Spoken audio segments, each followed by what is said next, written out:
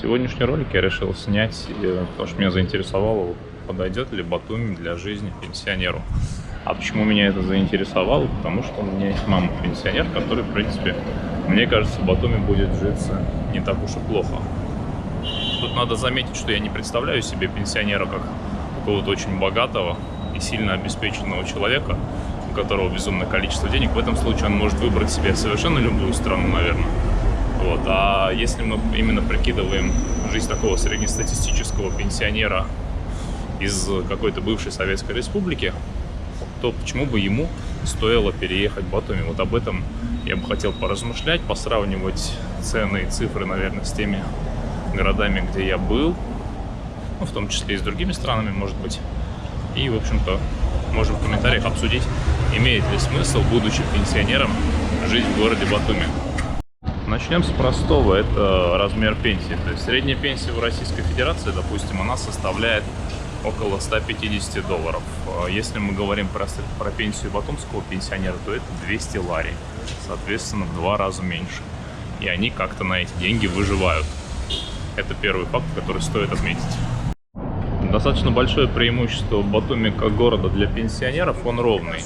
А почему я говорю он ровный? Я сравниваю его, допустим, с городом Сочи, да, где для того, чтобы попасть в большинство районов, нужно обладать дыхалкой альпиниста. Вот. Конкретно Батуми он достаточно ровный. Есть небольшие возвышенности в районе Батум-горы в той части, но это буквально очень маленький район, и по большому счету там живут люди, у которых частные дорогие дома, поэтому пенсионеры, они, я думаю, что в этой выборке участвовать не будут. Будет ли пенсионер со стандартной российской пенсией, допустим, $150, 10 тысяч рублей, голодать в городе Батуми? Скорее всего, не будет. Если сравнивать цены на продукты в самом Батуми и в каком-нибудь российском 150-тысячнике, то они будут примерно сопоставимы. Мясо примерно одинаково, а вот все, что касается того, что выращено в земле, то есть это фрукты, овощи, они в Батуми однозначно будут гораздо дешевле. Ну, про качество продуктов я, конечно, не говорю, потому что она действительно здесь выше, фрукты вкуснее, сочнее, помидоры пахнут помидорами, чего, кстати, например, не встретишь в среднестатистическом уральском городе. Вот. Ну и в целом качество продуктов здесь очень сильно отличается. Если мы сравниваем с Сочи, в Сочи тоже хорошие продукты, там тоже чувствуется вкус еды, вот. А где-нибудь, скажем, на Урале, это, ну, прям не настоящее какое-то все. Другая важная статья расходов пенсионера – это коммуналка. Коммуналка в Батуми, кстати, недорогая, наверное, и не дешевая. То есть, если мы берем, опять же, российский 150-тысячный город, за однокомнатную квартиру, за отопление в сезон, она стоит около 2500 рублей или 100 лари. А здесь, в Грузии, ну, можно немножко поэкономить, от 60 до 80, если прям не на полную жарить котлом, то это будет примерно столько. Отопление, как я уже сказал, будет стоить столько. За электричество тут приходит счет где-то, наверное, долларов на 7-8. Вода стоит 6-7. Самое главное преимущество Грузии перед другими странами, куда потенциально можно эмигрировать пенсионеру, это отсутствие языкового барьера. То есть, поскольку мы все выросли в советской среде, соответственно, языкового барьера здесь нет. Если мы говорим только про каких-то, ну, деревенских жителей, да, которые, в принципе, в советское время еще не выезжали из деревни, тогда они действительно говорят только на грузинском языке. Все остальные говорят и на русском, и на грузинском очень свободно, и многие даже на английском. Для пенсионера, которому, там, скажем, 60 лет, это ведь не так легко учить новый язык в своем возрасте. Поэтому это отсутствие языкового барьера, вернее, наличие языкового барьера, это то, что пугает многих из тех, кто хотел бы куда-то переехать, но стесняется. Другой важный вопрос для пенсионера – это наличие жилья, собственно, где, ну, для любого, на самом деле, человека, причем здесь пенсионеры. Вот если мы говорим про центр Батуми, какой-нибудь прям центральный дом еще вот этой 40-х, 50-х годов, то здесь, прямо в самом центре, прямо тут, квадратный метр стоит около $1500 с ремонтом, ну, 1500-1700. Соответственно, позволить себе жилье здесь, продав жилье где-то там, могут, скорее всего, только московские пенсионеры, справедливости ради.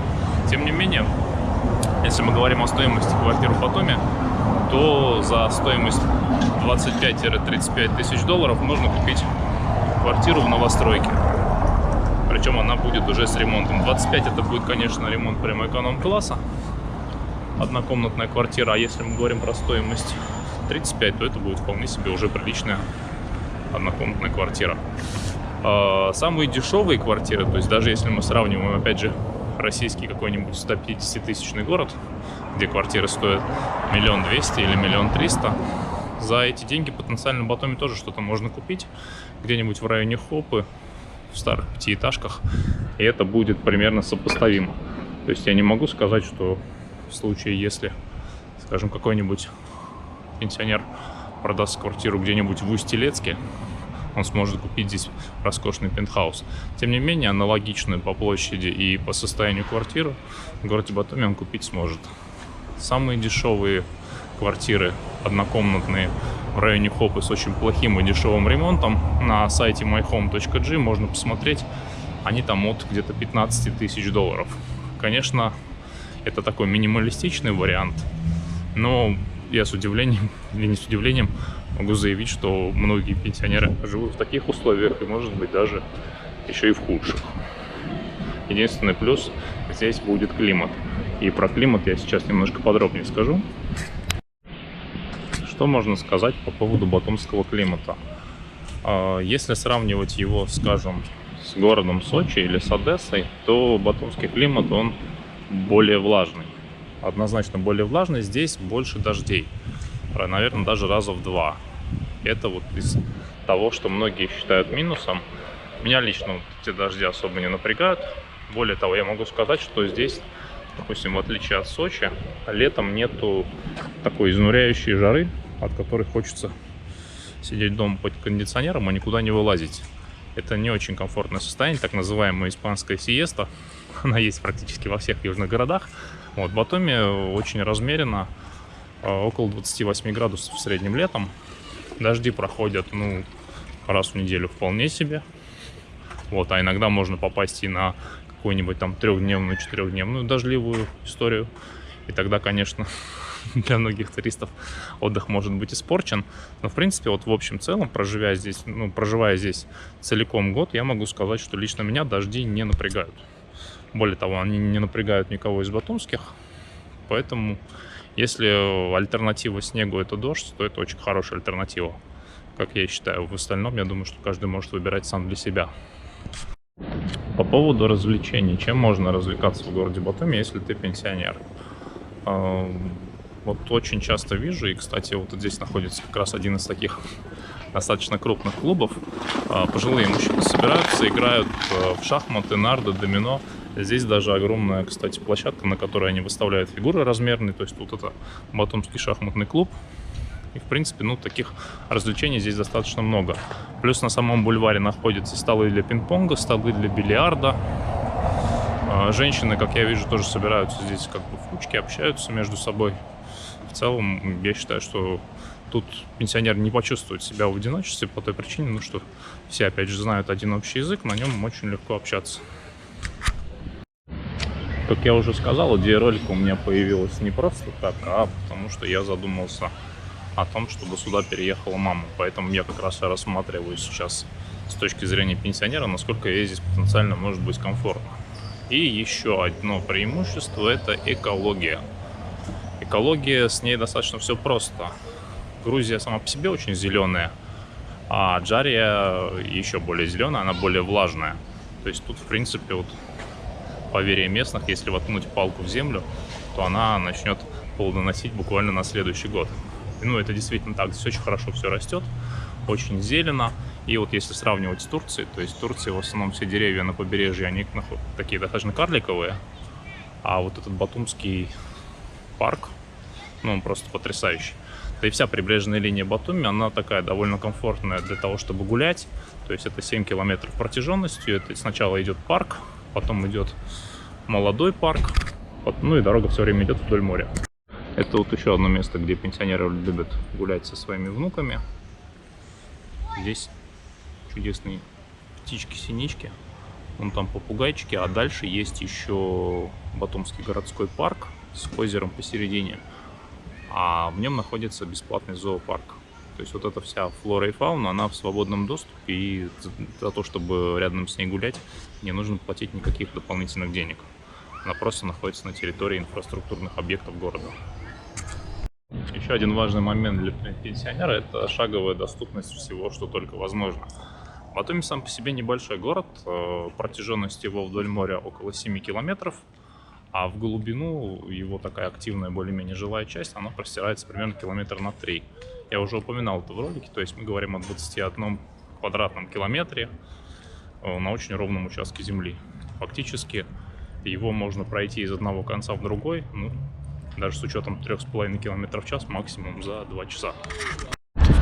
Довольно важным нюансом для пенсионера становится медицинская помощь, потому что с годами мы не становимся моложе, конечно. Вот. Сколько это стоит, условно говоря, в Грузии? Естественно, если вы не гражданин Грузии, то все медицинское обслуживание для вас будет платное. Это, кстати, тоже пугает многих пенсионеров, да, непонятно, как оплачивать, в общем, свои медицинские потребности. Я залез на... Вообще, уже пора становиться чуть более европеизированным и покупать страховку. То есть это не так на самом деле дорого при проживании, и оно даже полезно на самом деле, если вы живете на территории своей страны. Медицинская страховка, как правило, обходится дешевле, чем обслуживание по ней. И вот в случае, допустим, если 60-летний человек захочет поехать в Грузию, я залез на первый попавшийся сайт, первым попавшимся оказался Черепаха, и медицинские страховки на 365 дней, то есть на год, она стоит что-то в районе 12 тысяч рублей, по-моему, сейчас я постараюсь скриншот туда вставить. 12 тысяч рублей, но это где-то 1000 рублей в месяц. Все ваши медицинские потребности, они будут примерно, в том числе и срочная неотложная помощь по зубам. Таким образом, переезжая в Грузию, стоит покупать обязательно страховку. Другой вариант, он, кстати, даже более комфортный. Очень многие банки, российские точно знаю, насчет украинских и белорусских не могу точно говорить, очень многие банки дают бесплатную страховку, если вы держите у них на счету свои сбережения. По-моему, допустим, в российском БКС банке можно держать около 300 тысяч рублей в накоплениях, и медицинская страховка будет просто бесплатной. Вот. А дальше вы просто берете медицинский полис, приходите по нему, оплачиваете стоимость услуг, вам дают чек, и медицинская компания его компенсирует. Либо звоните на горячую линию, и тогда вам говорят, в какую больницу можно обратиться, какая больница напрямую работает с этой страховой компанией. Лучше всего, кстати, когда вы собираетесь купить страховку какой-то отдельной страховой компании, уточнить, какие больницы в месте, где вы будете жить, напрямую сотрудничают с этой страховой компанией, чтобы не оказалось, что вы там можете ходить только в самую какую-нибудь захолустную городскую больницу, а в нормальный медицинский центр, который коммерческий, не можете. Это очень важный такой нюанс уже за годы проживания за пределами, за годы проживания за рубежом, я это для себя понял. Как я уже говорил, даже при небольшом бюджете и при стоимости квартиры в каком-нибудь среднем российском или украинском городе в районе 15 тысяч долларов, продав ее, можно купить в Батуми в районе Хопы, вот в таких вот домах, что-то аналогичное по площади, то есть 25-30 квадратных метров, с ремонтом и мебелью. Естественно, ремонт и мебель будут так себе, но, как говорится, у всех свой бюджет, поэтому невозможно сказать, что это правильно или неправильно. Здесь особо последние, наверное, лет 10-15 ничего не делалось. Это обычный спальный район, он находится выше кольца Волга, гораздо дальше от моря. Жить здесь, он, наверное, ничем не отличается от обычного другого 150-тысячного города. Я просто хотел показать, что далеко не весь Батуми это город-сад, но даже здесь есть какие-то небольшие детские площадки, то есть тут как-то все следится более-менее за озеленением, хотя, конечно, раздолбанных дорог гораздо больше, чем в центральном Батуми и в той части, которая рассчитана на туристов и ближе к морю. Я специально заехал на один из крупнейших именно рынков, как базарчиков города Батуми, он называется Хопа. Здесь продается все, начиная от продуктов и заканчивая какими-то бытовыми изделиями. Вообще считается, что на рынке покупать дешевле. Если честно, несколько раз я здесь был, принципиальной разницы не могу сказать, что я увидел в стоимости. Но вот, тем не менее, этот рынок существует, и он достаточно активно живет своей жизнью. Сюда приезжают продавать то, что вырастили своими руками Здесь продаются продукты. Какие красивые собаки здесь. Да? Собака. Тима хороший. Красавец. Испугался, убежал, да? Вот. Он напоминает мне чем-то такие. Ну, в принципе, мне кажется, в каждом городе с населением там 150-200 тысяч человек есть такой один большой достаточно рынок. Здесь сидят вперемешку товары местного производства, плюс какие-то товары, привезенные из Китая, либо из Турции. Вот, ассортимент тут, конечно, огромный, но, не знаю, мне почему-то больше нравится все-таки закупаться в гипермаркетах и супермаркетах, а так многие с целью того, чтобы сэкономить деньги, приезжают сюда, чтобы закупиться. Очень удобно, если мы опять же говорим про пенсионерскую жизнь, очень удобно получать пенсию в городе Батуми. Как это происходит? Банкоматы в Грузии, они выдают доллары. Соответственно, на карту Сбербанка либо какого-то другого банка переводится пенсия, и она спокойно снимается в любом банкомате в долларах, а дальше уже эти деньги обмениваются на местную валюту, либо также можно картой Visa, MasterCard рассчитываться практически везде. И вот отдельно нюанс, о котором я задумывался, и который, наверное, действительно очень важный и интересный многим, это про цены, то есть как это все происходит. Как и на любом большом продуктовом рынке, в Батуми, естественно, на каждой позиции как бы ценника нету. Но, тем не менее, я прожил тут уже, получается, несколько лет. Что в начале, что в середине, что в конце. Я подходил, спрашивал цены, либо я подходил, либо кто-то из местных со мной ребят был. Никогда никто не завышает цену. То есть здесь нет такого понятия, если ты выглядишь как турист, ну вот конкретно на Хопе, да, где-то, наверное, на прибрежной полосе это возможно, а в принципе никогда такого не было, чтобы завышали цену просто потому, что ты, допустим, выглядишь как турист. И это очень приятно, хотя многие вот пугаются, что если они будут выглядеть как туристы, то для них будет какая-то другая цена. Не знаю, я такого не замечал. Возможно, потому что я улыбаюсь и вежливо здороваюсь, и как-то это, наверное, тоже играет какую-то роль. И отдельная прелесть, которую я не могу отметить при посещении батумского рынка Хоп, это то, что тебя никто совершенно не пытается даже схватить за руки, что-то тебе впарить, какую-нибудь скидку тебе навязать и так далее. То есть спокойно идешь мимо рядов. Здесь приставание к покупателям считается чем-то, ну, из ряда вон выходящим. То есть, в принципе, на этом рынке ценят твое пространство, как и везде, в принципе, в Грузии. Резюмируя все сказанное, Батуми не очень дорогой по ценам, вполне приемлем по качеству медицинского обслуживания, которое можно себе обеспечить путем покупки страховки. Здесь мягкий климат с определенным количеством дождей, то есть изнывать от жары здесь после средней полосы вряд ли кто-то будет.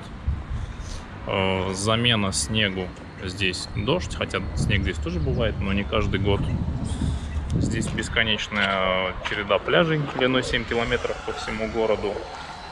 Здесь же недорогие цены в ресторанах и кафе. Здесь все отлично говорят на общем языке русском, и при этом не так трудно учить язык грузинский. Здесь же очень общий, в общем-то, и мне кажется, менталитет это тоже очень важен для пенсионеров. То есть, поскольку все мы выросли, условно говоря, в одной стране, то некие представления о честности, порядочности, добрососедстве, они у нас примерно одинаковые. Грузия довольно многонациональная страна. Сюда в последнее время очень активно едут на постоянную жизнь большое количество людей. В частности, за 2019 год в Грузию переехало порядка 95 тысяч человек из разных стран мира. И здесь, в Батуми, соседствуют, в общем-то, совершенно разные национальности, не только бывший Советский Союз, сюда очень много европейцев в том числе проезжает, и иранцы стали сюда стремиться, хотя им здесь нельзя находиться так свободно, допустим, как жителям бывшего СССР.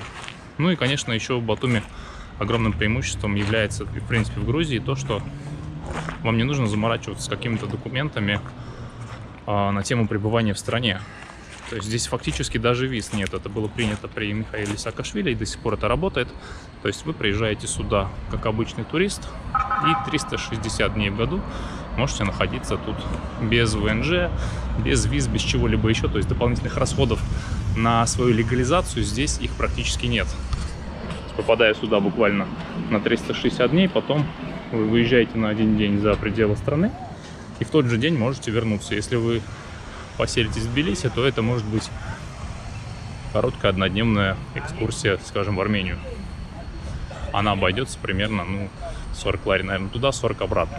Если мы говорим про город Батуми, который находится на берегу моря, то, собственно, нам тут до Сарпи буквально 15 километров.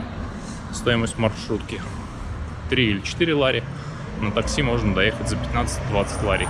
Это примерно $5. Вот и все, в общем-то, расходы на то, чтобы легализоваться здесь в течение года. Все остальное не является расходами. Для примера, если, допустим, человеку нужно поселиться в Болгарии, то ему нужно получить в посольстве Болгарии сначала визу D, которая стоит денег, потом эту визу D приездить в Болгарию, обменять на пенсионерскую визу, и этот ВНЖ его еще и обновлять каждый год, уплачивать, по-моему, по $150.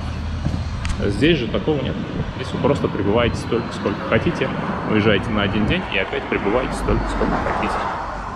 Пальмы есть, море есть, цены недорогие, все хорошо говорят на русском, на грузинском, да на самом деле на куче языков здесь говорит народ.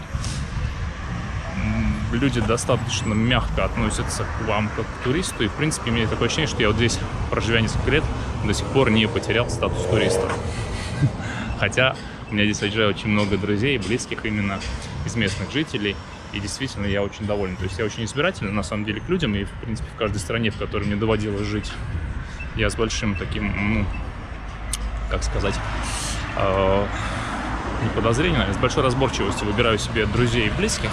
И вот в Грузии мне это, пожалуй, удалось легче, чем, скажем, даже в той же самой Болгарии, хотя я очень люблю Болгарию, или в каких-то городах Российской Федерации, допустим, в том же самом Сочи.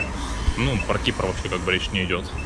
То есть тут вот это некая какая-то более расслабленная обстановка, более легкое вхождение в контакт с людьми, оно действительно есть.